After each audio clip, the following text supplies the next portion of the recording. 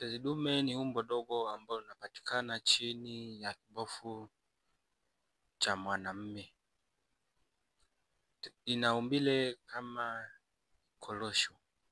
Tezi dume hii iko juu ya mfereji au urethra, mfereji wa kutolea mkojo. Tezi dume hii ina kazi tofauti tofauti katika mfumo wa uzazi wa mwanamume. Tuangalie umuhimu au kazi za tezi dume katika mfumo wa mwanamume. Kazi namba moja, inatengeneza mojawapo ya shahawa. Tezi dume hii hapa inazalisha majimaji ambayo yanaenda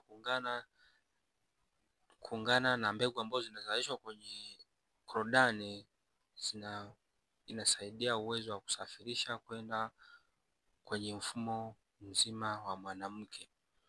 Hivyo tezi dume inasaidia pia katika kusukuma zile shahawa. Tezi dume huwa ina misuli. Misuli hiyo huwa ikifika wakati wa kilele au ejaculation huwa inabana. Ikishabana inaruhusu ile shahawa ziweze kupita kiurahisi.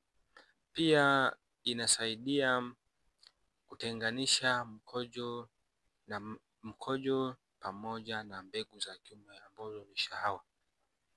Hivyo sasa tezi dume pia inasaidia kuzilinda zile mbegu.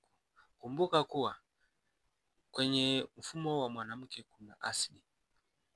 Pia inahitajika hizi mbegu ziweze kulindwa.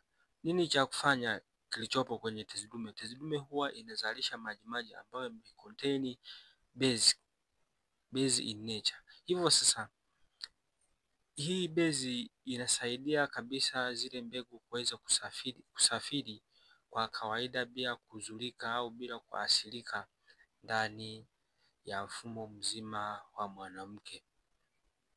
Kwa hiyo sasa ni muhimu kutibu au ni muhimu kujua kuhusu tezi dume, kwa sababu tezi dume ikiathirika huwezi kupata hata mtoto